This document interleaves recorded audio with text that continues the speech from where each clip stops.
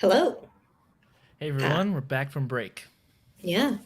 It is day two of the Domains Workshop, and I am really excited about all the stuff we've been talking about so far. It was very fun to sit in on, watch your troubleshooting session with Amanda earlier. That was really great. Yeah, it was fun. I don't know that I've done that one and actually had a broken site to fix, which was kind of cool. I mean, to be fair, I broke it. Like I knew what was wrong with it, but Yeah. but it was kind of cool to be able to demo that because the amount of times that we just need to go in and help people disable a plugin is I won't say I said frequently, and that's not really true. But it's probably the most common like serious WordPress Yeah. thing that I have to do. So Yeah. I would say less than, oh, this happens very frequently. It's when something like this it's the happens, thing. Yeah, that's frequently the cause. exactly. Yeah. Um, I mean, now we're going to sort of move over from that to long-term management. So the troubleshooting is sort of short-term in the moment. User comes to you with an issue, and this is more about planning the future of your project and about growth. Um, so we're going to cover a couple of things. We're going to sort of clarify the process, what that looks like, and then we're going to move into talking about how you may want to decide and set policies on things. And then we're even going to talk about more specifically about some of the tools that are available to you. Um, so we can just sort of hop into it. As Taylor's showing right now, we have resources available in our documentation about how to just what different things you may want to look at, what you may want to consider for account cleanup for that management process. So there's just language around if you want to be consolidating servers, which we do have some schools doing. As they deprovision, they say, oh, maybe we don't need as many servers as we have currently. Let's merge everything on, and that'll be a little smoother. Um, just a sort of general quick overview of how the process works. I believe we have an article on that, as well as a couple of other things, just uh, useful things to know, and uh, just sort of it's sometimes a little bit what a individual user might need to know. But we're also here just to sort of talk about that with you today. Yeah, one thing I really like about this is that it does include sample language. If you're That's drafting emails to end users, and you mentioned that, but I think that's mhm. a really good. I don't know. I think everyone, I certainly do, but I think most people suffer from the blank email draft, right? Yeah, So having something to work from is I think, really valuable. So something yeah. that I wish I would have referenced when I was an admin. It totally existed. I just didn't bother to look for it. So, Yeah, um, it's certainly very we do try and encourage communication throughout the process, and we definitely don't want anyone to just sort of be sitting there staring like, "What do I say? yeah, yeah, How do I start this conversation?" Um, we that's what these resources are for, basically. So, just getting into the steps of the process, the first main thing to know is that in terms of the technicals, there's two steps, basically. There's suspension and there's termination. So in the WHMCS session earlier, we talked a little bit about the tools for suspension and termination. And Taylor, if you pull up my account, again, I'm super searchable. We can use me as a little example of what suspension and termination looks like. So in the products and services tab, you'll be taken to one of my now several accounts because I keep accidentally on purpose. I decide to do it and then go, oh, I should have done that, terminating my accounts. So yeah, Taylor is showing you right now the suspend button. And so the suspend button suspends an account, exactly what it sounds like. And what that does is it makes a site unavailable. It takes it offline. So the data is still on the server. The site can be restored with the press of a button, unsuspend. It's still there, but it's not you, the user who owns the account can't log into it, mhm. and people who are visiting the site on the front end, there is no site. They can't see it. Yeah. So right now, this isn't a perfect example because, of course, Pilot just made this for test purposes. There's nothing here, but this is an active account, right? This is an active account with sort of nothing in it. If I wanted to, I could log in and drop files. I could install Yeah. something and populate it. Yeah, and when we hit you can even see that if we hit the login button here from the WHMCS side. There we go. There's a cPanel account, right? Yeah. So if we are to suspend my account, Taylor, if you can just go ahead and do that. The reason is for kicks. Demo doesn't. Yeah. Don't worry about it. It's fine. So then and Amanda's pointing out in the chat that suspended accounts do still count against your domain of one's own limit. That is one of the things that we want to talk about. That might maybe take so account suspended. But so the idea being it's suspended, it's still there. It's still on the server. And as we talked about yesterday in WHMCS and maybe in WHM as well, suspended accounts, because they're still on the server, still count towards that total number of cPanel accounts on the server, which is what we're looking at. But we're not going to do this quite yet. But the terminate button, the terminate module command, which is also here in WHMCS, changes that. Rather than suspending an account, terminating the account takes it off the server entirely. It removes all the data. Users won't be able to log into it because it's just no longer there. Totally gone. And that is harder to walk back. It's not impossible. We keep backups for 30 days after termination, just in case. And we're also happy to help you push those backups to a third-party location that's owned by the college. So if that's your AWS bucket, if that's Google Drive, if that's Dropbox, we're happy to work with you on that. We definitely have schools that do that. But that's the difference between suspension and termination. I like to point out too here, it's maybe not super important, but I like that they're color coded in WHMCS. So terminated accounts are red and suspended accounts they look green to me, but I'm weird with green and yellow. I'm also seeing green for what it's worth. So I don't love that color coding in terms of green. Green seems positive, but it's kind of not. But yeah. That is color coded there, and in WHM it is color coded there as well, but it's differently color coded. Yeah. So if you hop into list accounts in WHM real quick, you will see we have 140 records, and that's my account right now. We just suspended it, so it's in red. So there's 140 accounts on the server total, counting towards that limit of 500 accounts on the server. And this account suspended, so it can be marked, but it's still in this list. If it was terminated, it wouldn't be in this list anymore. It would just be gone. And so those are really the two fundamental principles of what deprovisioning is as a process. We're going to go into that and sort of complicate the process a little bit, talk about steps for managing that process and considerations that you may have starting now, which is basically what that means is different schools set different policies around when they want to suspend, when they want to terminate, when they want to get rid of an account. And that just comes in different forms, basically. We have schools that say, this is a sandbox project. When you sign up, you get 1 year to use your cPanel. You get to experiment with it. You get to do whatever you want. You get to learn the tools. And at the end of that year, it goes away because you had your chance to play around and to learn. And if you want to take it with you, you can move that data somewhere else. Migration's super easy. Another thing we're going to talk about in a minute. But we are no longer going to host that account for you because we want to cycle it out to make room for someone else to learn. We also have schools that say, listen, we're happy to keep this for you for while you're studying with us. But once you graduate, that's it. It's going away. We have schools that say, when your email account expires, when you can no longer sign in with single sign-on, that's when it goes away. So there's just lots of different ways to do that. And there's different tools for gathering that data. Some schools just say, hey, if your account hasn't been logged into in 8 months, a year, whenever, we have tools for tracking last login.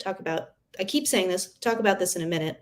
But if your account hasn't been signed in, you have 30 days to sign in, and at that point, we're declaring this abandoned, and we're going to suspend it and get rid of it.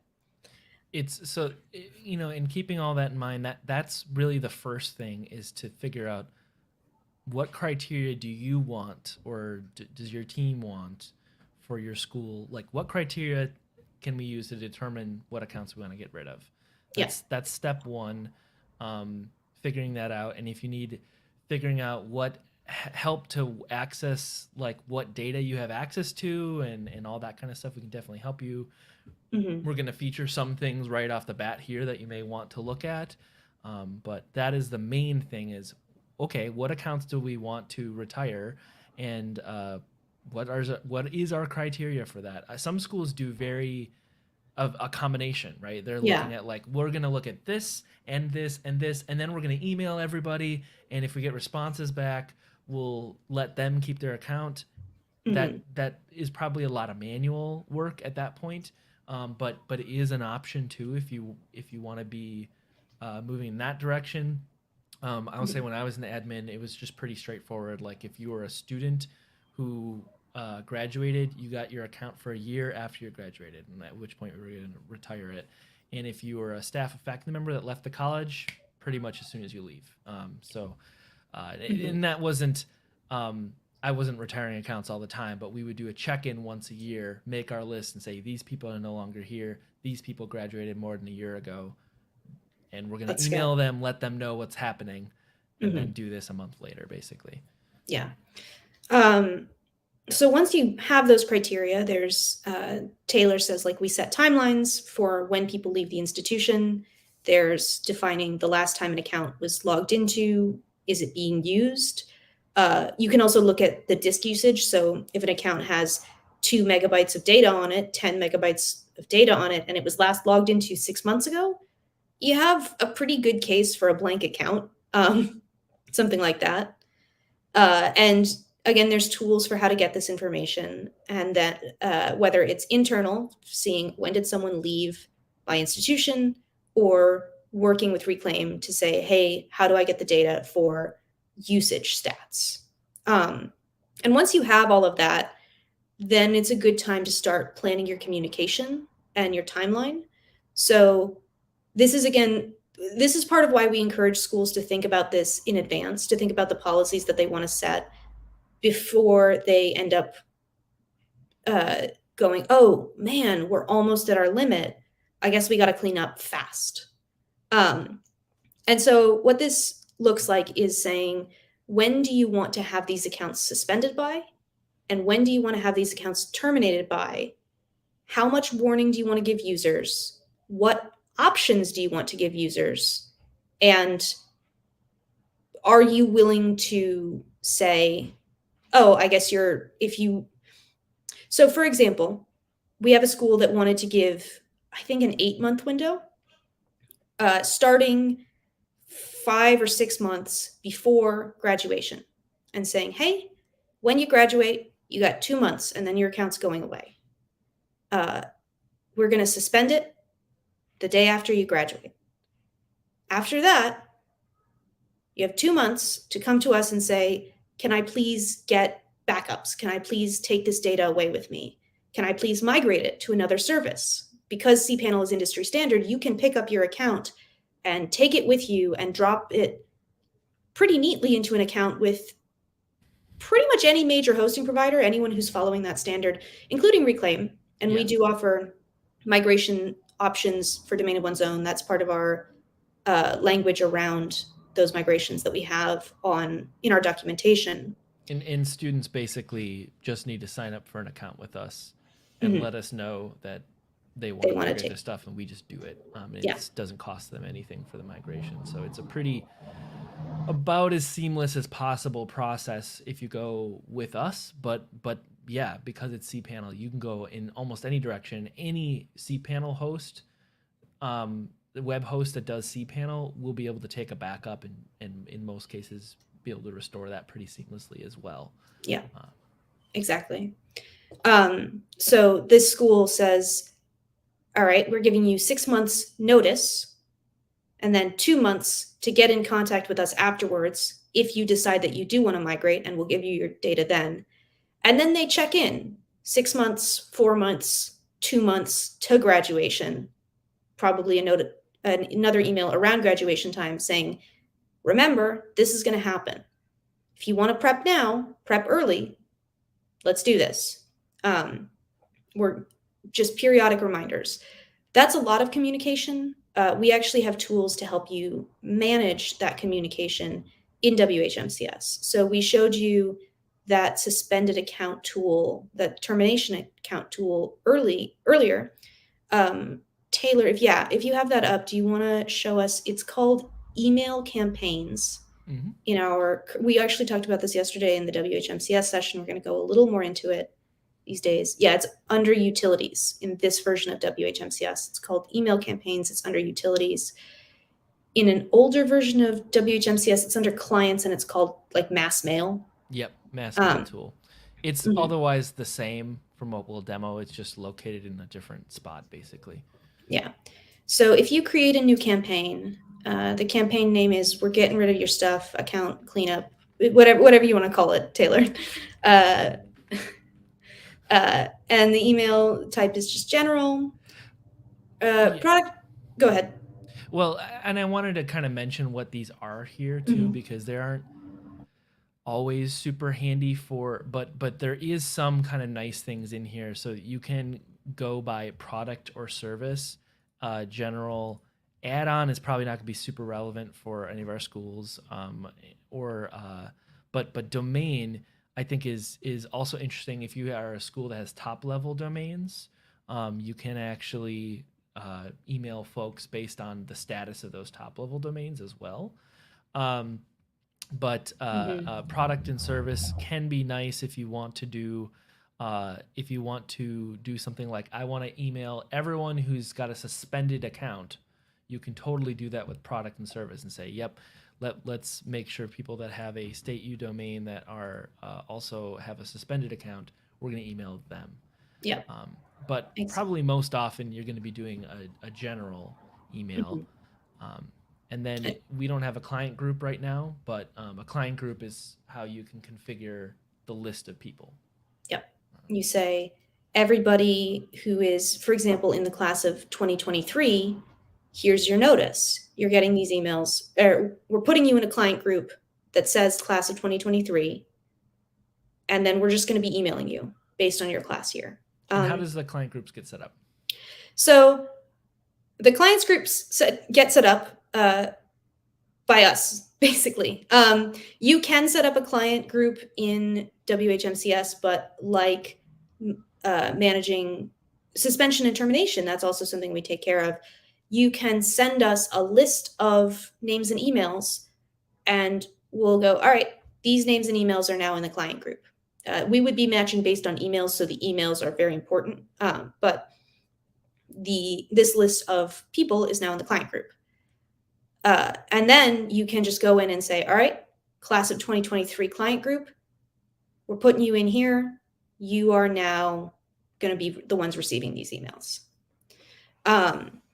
And then you can talk about, in the email, you can talk about timelines. You can talk about the migration options, just based on the language that we already have written in the documentation. If you go for compose message, this is not going to send anything until we absolutely say send it. I don't know how you found me. That's great. Well, like I said, I use that suspended one so that we can actually send this email to you in this case. So we can kind of see what that looks like. But perfect. But most often, if you're just doing a client group, that would be the people in the client group. Yeah. I do really like that it will give you that preview of this is who we're going to send it to. So yeah. And then you would just put in the subject. You'd put in whatever you wanted to send me. We're getting rid of your stuff. And what this also means, I believe, because on the last section, we also set like, here's the name of this. I believe this is setting a template that you can later come back to and reuse, modify if you need to, duplicate, but. Yeah, and you can actually, so we'll get to the compose part here, but there's actually a lot you can do in here. So you can save drafts from within here. You can schedule if you don't want to send it immediately, which is super handy. And you can also save the message, and this is what would save that template for later. So Mhm. if you check this box, when you hit either save draft or send campaign, it will save the message, and then you can actually bring up past message that were saved from this list down here, which is really handy for future occurrences. Yeah. Oh, Amanda's saying you can also upload a previously created template at the very bottom. Hmm. At the very bottom, I assume of load saved message, that would be an option. Okay. Oh, load message. I'm not sure where this tool is, but one of the other things is that I believe the merge fields is you can personalize these. You can say, dear name, Mm-hmm. we're sending you this because your account name is going to be suspended on this day. Yeah, so I grabbed the first name field. I won't use last name for now. Probably I want to have one that is this is the company domain. Client. I think company domain is probably correct. This is something we maybe want to document a little better. Yeah, but for sure. So I'll make a note of that right now. But just the general idea is if you've ever used mail merge, things like that, where they let you create a blank field that auto populates based on who you're sending it to, or auto populates based on fields in a CSV or something like that that you're using as a resource. This is exactly like that, only you don't need to have a CSV. You can just say, fill in the blank. I know you have this account information somewhere in here, WHMCS. Go find it and bring it back for me. Yeah. I'll put in Discord. I got to look after this what field it is that you need for the domain name, because I know you can do that, but I'm not seeing that here. It's probably something to do with the way our state WHMCS is set up. But I'll look for that afterwards and confirm in Discord if anyone wants that information. Is suspended. So obviously you can draft your whole message here. We're getting rid of your stuff. I forgot.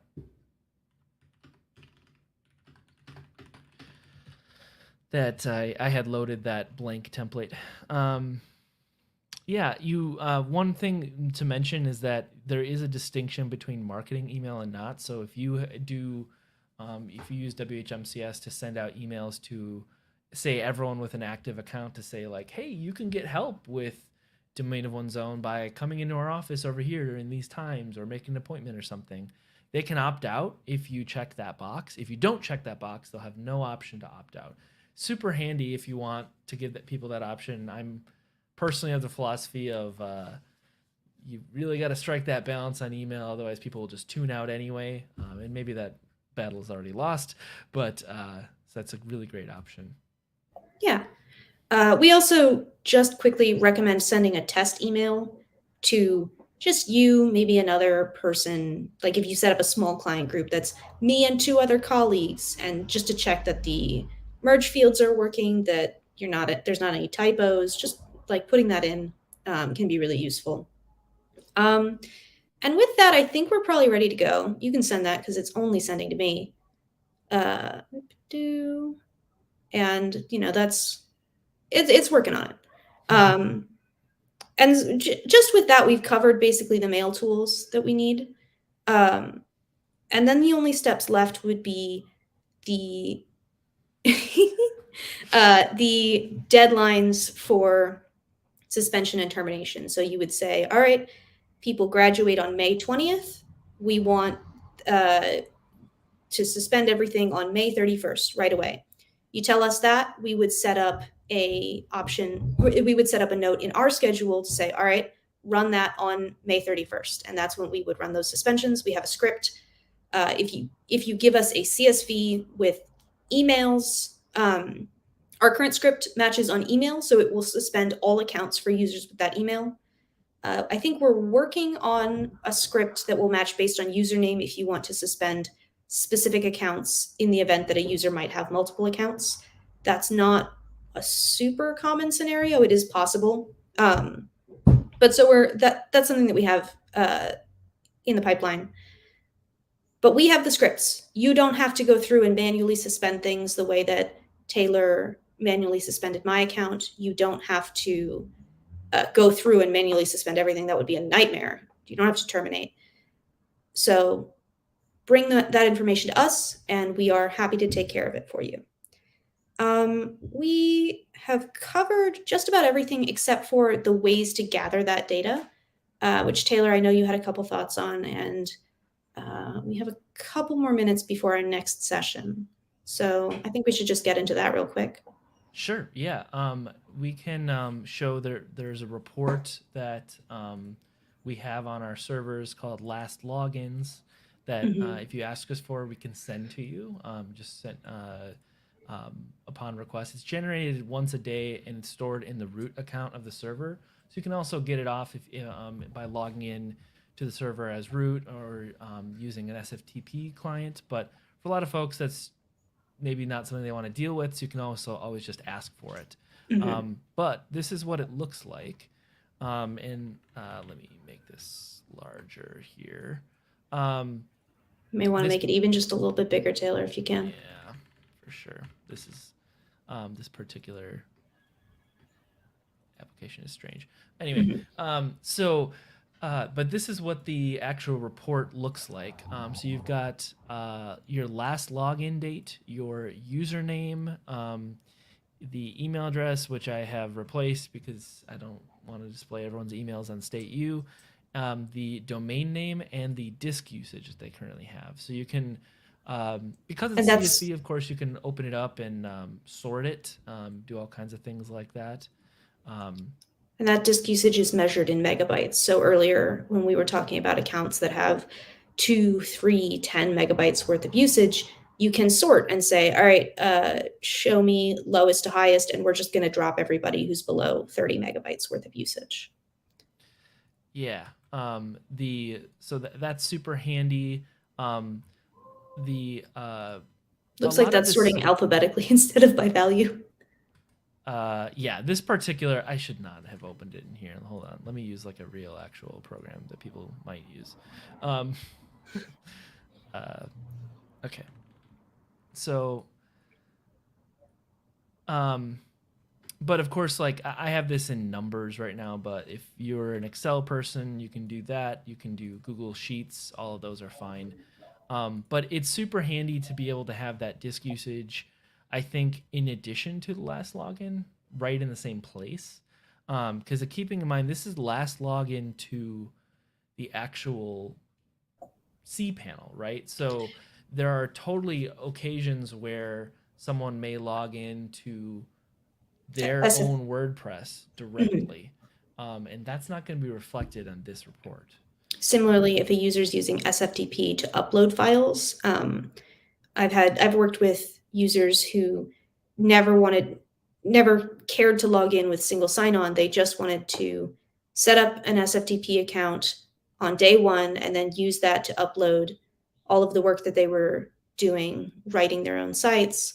That won't be reflected in last logins. And that's also why it's important to have that suspension period, that period in between suspension and termination, because then if you're going based on last login date, you give an option, a period of time for a user to come to you and say, hey, why is my site down? I am still using this. And you say, well, you haven't logged in since 2018. And they say, what does that matter? You ignored our last 2 emails. Yeah, exactly. You haven't been responding to our emails, and you haven't logged in 3-4 years. And they say, oh, I uploaded stuff last week, and that should be just good enough.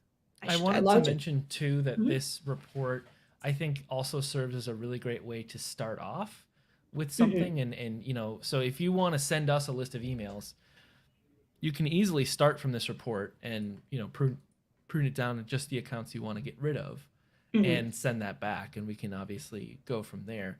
When I did this, when I was an admin, I got a list of students that had graduated from the previous year from our registrar, and I compared that against email addresses in Google Sheets, and then used that to make my report. So that was a real easy way for me to do Mhm. things. Yeah. Yeah. We are just about at time, if not a little bit over, but I think we've hit everything that I had on my list. Taylor, do you have anything that you want to add? Um, Not really. Well, I will show here, just because we've got a 15-minute break, I think, between the next. I do Um, we? is that true? Yes, we do. We do have Yeah. a So I'll 15-minute just break. in 1 minute kind of show something we're working on that I'm excited about. And this Mhm. is may take a little bit to actually become available and everything. But one thing that we are working on is a more accessible version of that report that you can just pull up at any time without having to do any SFTP stuff. Yeah. So So currently, the process for accessing that is to log into the root of the server using SFTP, or to ask us to get it for you. exactly. In which case, we would take that step on your behalf. But Um, this, but we're working on this, and this is a sort of a very rough draft at this point. But we're working on a version of the report that can be actually visible right inside of your WordPress dashboard. And it's sortable, and you can search it, which is really kind of nice.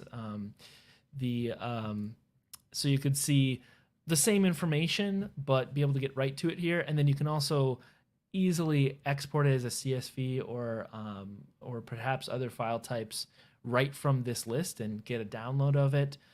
You can even, of course, click right on the account and see it that way, which is actually really nice because right now in WordPress there isn't really a good way from WordPress to see what their primary domain name is for a particular account. Um, but there are some shortcomings here, like keeping in mind that there are limited things that we can put in this report right now. It's just disk usage and last login date.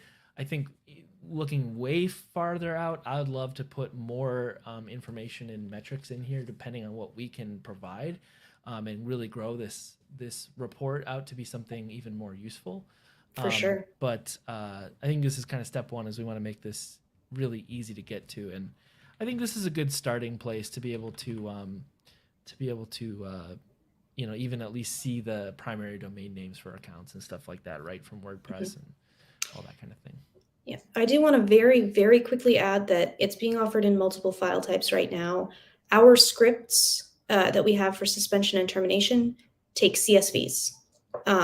So we know that a lot of people like to work in Excel, so right now we're offering that option to download it as an Excel file.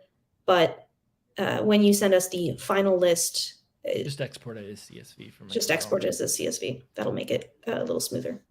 Yeah.